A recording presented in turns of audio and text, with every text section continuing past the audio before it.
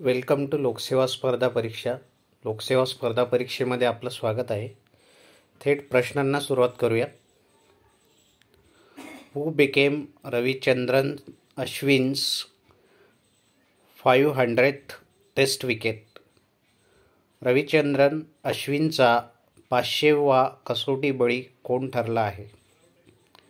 रविचंद्रन अश्विनने अलीकडेच आपल्या कसोटी सामन्यांमध्ये म्हणजे टेस्ट क्रिकेटमध्ये 500वा बळी घेतला आहे. म्हणजे 500वी विकेट त्यांनी घेतली आहे. आणि ज्या व्यक्तीची त्यांनी विकेट घेतली आहे त्याचं नाव आहे Zak Crawley. The answer is zag Crawley. हा इंग्लंडचा प्लेयर आहे. उत्तर आहे झॅक क्रॉली. हा इंग्लंडचा प्लेयर आहे. Zak Crawley became Ravichandran Ashwin's 500 test wicket. Ravichandran Ashwin's scripted history as the Ace India off spinner became only the second Indian bowler to take 500 test wickets. Ashwin reached the landmark in the ongoing third test versus England. Ravichandran Ashwin became the second Indian to take 500 wickets in test cricket. Zach Crawley became Ravichandran Ashwin's 500th test wicket.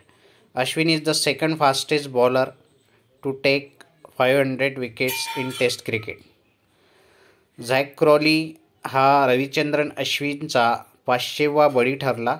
म्हणजे zag Crawley याची जी wicket Ravichandran अश्विनने घेतली ती Ravichandran अश्विनची 500वी wicket होती taste क्रिकेटमधली. Ravichandran अश्विनने 500 wicket घेऊन इतिहास रचला. रविचंद्रन अश्विन यांनी ही जी कामगिरी केली ती इंडिया वर्सेस इंग्लंड जी टेस्ट क्रिकेट चालू आहे टेस्ट मॅच त्याच्या तिसऱ्या दिवशी ही कामगिरी तिसऱ्या डावात त्यांनी कामगिरी केली आहे.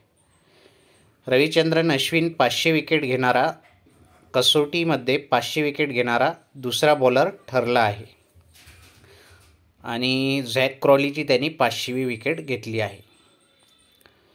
रविचंद्रन अश्विन 500 विकेट घेणारा दुसरा सगळ्यात कमी वेळात 500 विकेट घेणारा रविचंद्रन अश्विन हा दुसरा व्यक्ती ठरला आहे. Fastest bowler to take 500 wickets in test cricket. Test क्रिकेटमध्ये वेगवानरित्या 500 विकेट पूर्ण करणारा रविचंद्रन अश्विन हा दुसरा खेळाडू ठरला आहे. पुढचा प्रश्न आहे part 3 of the Indian constitution associated with which topic. भारतीय संविधानाचा भाग 3 कोणत्या विषयाशी संबंधित आहे? फंडामेंटल राईट्स म्हणजे मूलभूत हक्क जो आहे हे नेहमी चर्चेत असतात आणि त्यामुळे हा प्रश्न आपण इथे घेतला आहे. The answer is fundamental rights. उत्तर आहे मूलभूत हक्क. भारतीय संविधानाचा भाग 3 हा मूलभूत हक्कांशी संबंधित आहे. Part 3 of the Indian constitution deals with fundamental rights. आपण महत्त्वाचे फंडामेंटल राईट्स बघूया. मी एकूण कलम 12 ते कलम 35 हे पूर्ण फंडामेंटल राईट्स इथे दिले आहेत. त्यापैकी काही महत्त्वाचे मी इथे वाचतो. मी एक स्लाईड सरकवतो. तुम्ही पॉज करून प्रत्येक फंडामेंटल राईट्स इथे वाचू शकता. तर फंडामेंटल राईट्स पार्ट 3 मधला पहिलं कलम आहे आर्टिकल 12 कलम 12. कलम 12 हे डेफिनेशन ऑफ स्टेट कशाला म्हणतात याची व्याख्या कलम 12 मध्ये केली आहे. त्यानंतर आर्टिकल 13 कलम 13 law inconsistent with or in derogation of the fundamental rights. असे कायदे जे मूलभूत हक्क कमी करतील किंवा मूलभूत हक्कांना बाधा पोहोचवतील त्याबद्दलचे हे कलम आहे. त्यानंतर आहे आर्टिकल 14 कलम 14 इक्वॅलिटी बिफोर लॉ म्हणजे कायद्यासमोर समानता. त्यानंतर आर्टिकल 15 कलम 15 prohibition of discrimination on grounds of religion, race, caste, sex और प्लेस ऑफ बर्थ म्हणजे कुठल्याही व्यक्तीबरोबर त्याचा धर्म, पंथ, जात, लिंग किंवा जन्मठिकाण यावरून कुठल्याही प्रकारचा भेदभाव करण्यास मनाई. हे आहे कलम 15. त्यानंतर आर्टिकल 16 कलम 16 काय म्हणतं, equality of opportunity in matters of public employment म्हणजे सरकारी रोजगार ज्याला आपण पब्लिक एम्प्लॉयमेंट म्हणतो, या पब्लिक एम्प्लॉयमेंटमध्ये सर्वांना समानतेची संधी, समान संधी, पब्लिक एम्प्लॉयमेंटमध्ये सर्वांना समान संधी हे सांगतं आर्टिकल 16. आर्टिकल 15(4) आणि 16(4) हे नेहमी चर्चेत असतं, कारण विविध कास्टला, जातींना भारतात आरक्षणाची मागणी चालू असते. आता आपल्या महाराष्ट्रामध्ये मराठा समाज आरक्षणासाठी मागणी करत आहे.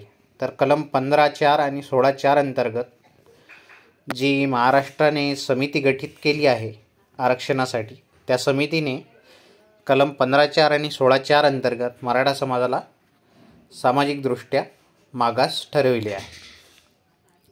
पुढचं कलम आहे कलम 17 अबोलिशन ऑफ अनटचेबिलिटी. कलम 17 म्हणतं की अबोलिशन ऑफ अनटचेबिलिटी म्हणजे अस्पृश्यता ज्याला म्हणतो आपण, त्या अस्पृश्यता करण्यास मनाई आहे असं कलम 17 सांगतं. Article 18 abolition of titles.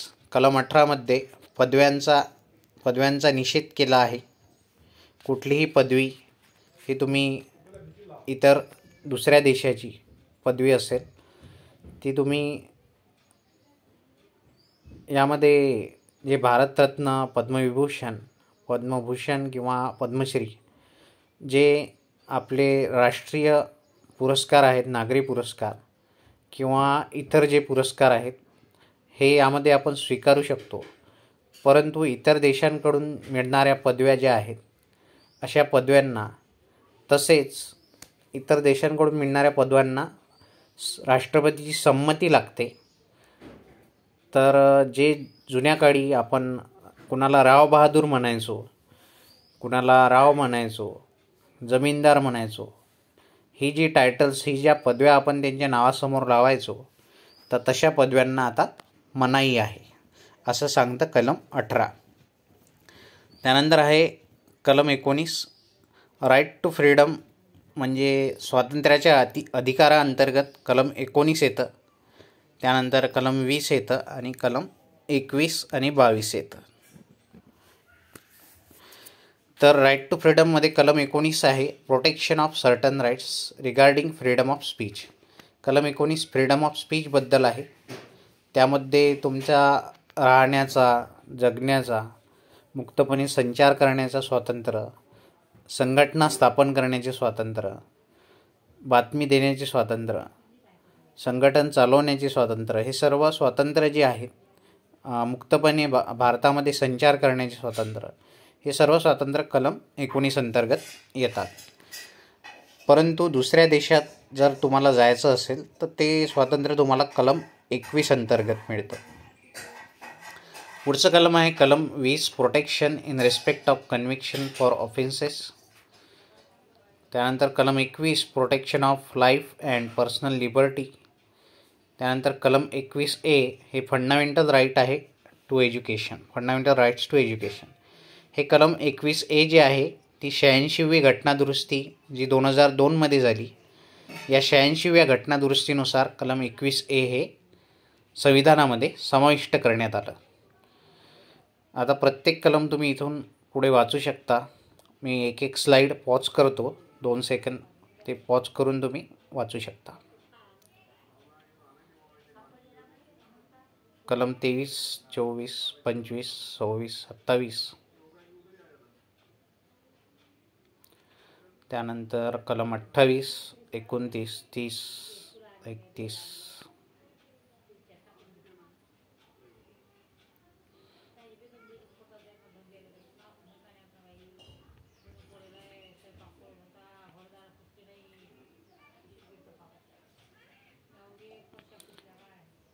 Okay.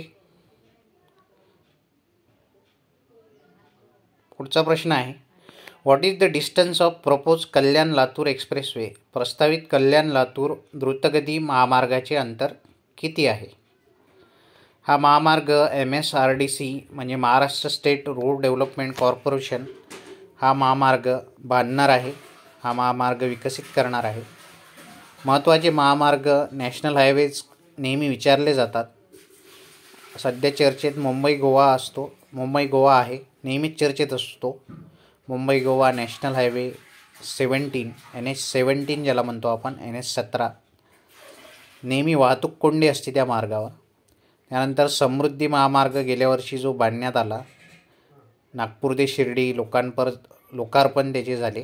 त्याच्यानंतर पुढच्या टप्प्याचे लोकार्पण झाले. तर समृद्धी महामार्गाचं एकूण डिस्टन्स पण आपल्याला माहिती पाहिजे. समृद्धी महामार्गाचं एकूण अंतर जे आहे ते 720 किलोमीटर आहे आणि तो 26 जिल्ह्यांमधून जातो महाराष्ट्राच्या आणि इतर 10 जिल्ह्यांनासुद्धा जोडतो. तर हा जो आहे सध्या आता कल्याण लातूर प्रस्तावित महामार्ग, याचं डिस्टन्स राहणार आहे 445 किलोमीटर. 445 किलोमीटरचा हा प्रस्तावित कल्याण लातूर महामार्ग आहे. याबद्दल आणखी आपण डिटेल माहिती पुढच्या व्हिडिओमध्ये घेऊया. पुढचा प्रश्न आहे, which team von badminton Asia team championship?